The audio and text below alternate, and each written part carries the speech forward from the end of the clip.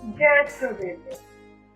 जैसा कि मैंने आपको पहले वीडियो में मैंने आपको खरना के बारे में बताया था, खरना कैसे किया जाता है छठ व्रत। आज मैं आपको पहला अर्घ यानी शाम का अर्घ के लिए क्या क्या तैयारी करना पड़ता है और शाम के अर्घ को कैसे हम लोग कंप्लीट यानी उसको संपन्न करेंगे।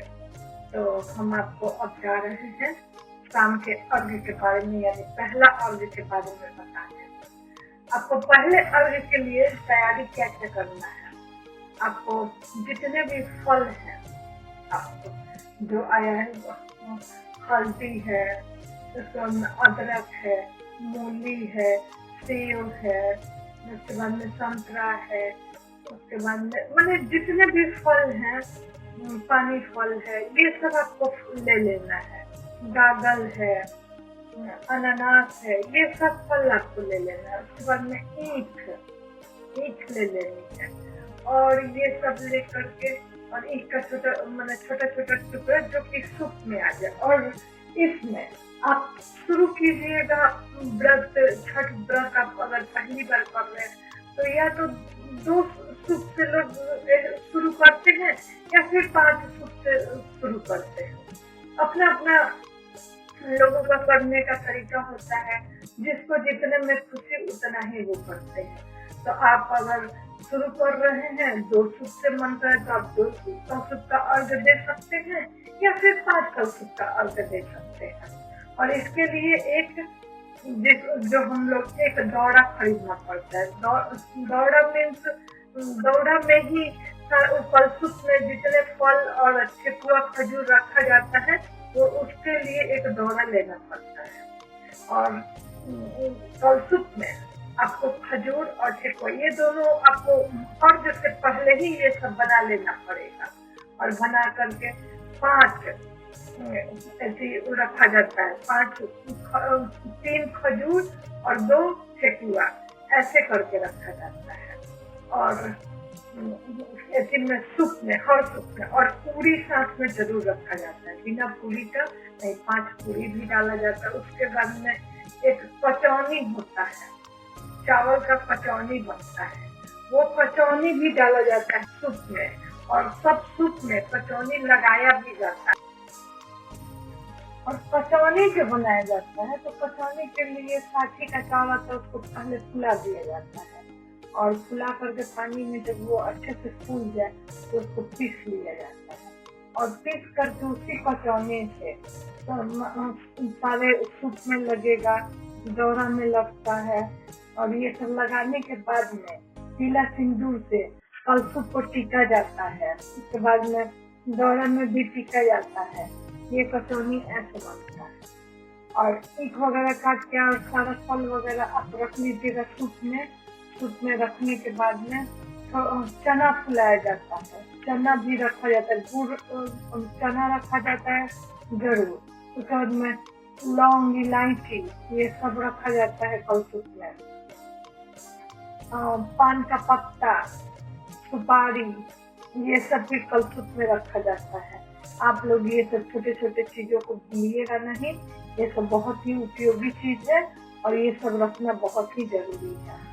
और उसके बाद में आप लोग अर्घ देने जाइएगा घाट पे, तो अपना घाट पे आप लोग जाइएगा अर्घ देने, नहा धोआ करके अपना नया साड़ी जो भी रखे, नया साड़ी सिलवाए हैं, ब्लाउज वगैरह और नया साड़ी वो आप लोग पहन लीजिएगा।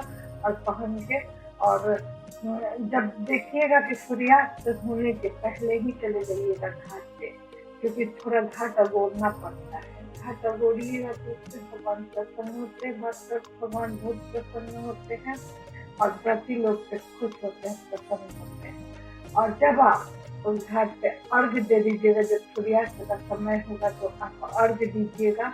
अर्घ देने के बाद आप अपने घर पे जब आने लगिएगा तो आइएगा तो फिर कोसी भरा जाता है। तो कोसी में क्या है कि या तो 5 ईंट लिया जाता है, सीधा 5 ईंट होने चाहिए, या फिर 11 ईंट ऐसे होता है। तो आप अपने सामर्थ्य अनुसार आपको जो पसंद है, 5 ईख अगर आपको पसंद है तो 5 ईख लीजिए, या फिर 11 ईख पसंद है तो आप 11 ईख लेकर के पहले से आपको रखना पड़ेगा।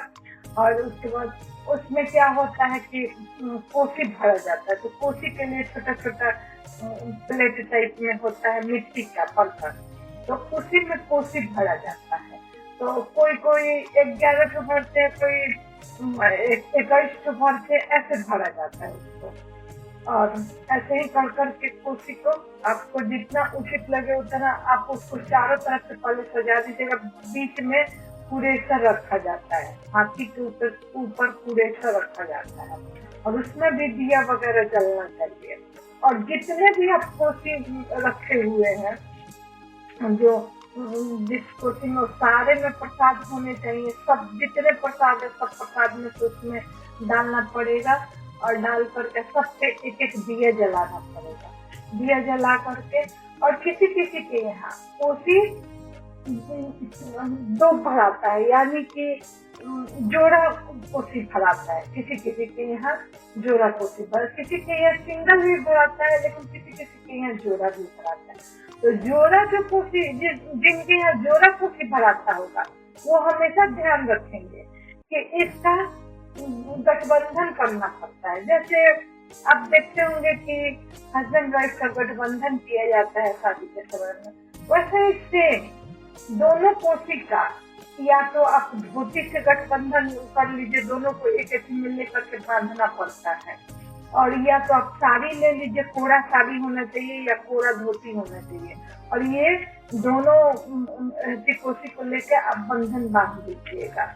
बांध करके उसके बाद में चना और सारे प्रसाद लेकर के, और क्या होता है, गमछी में बांध करके, और बीच में ईख के बीच में लटकाया जाता है। उसमें सब कुछ डाल करके सब बांधा जाता है, प्रसाद वगैरह सब डाल के बांध करके लटकाया जाता है बीच में। ऐसे आपका कोसी भरा गया।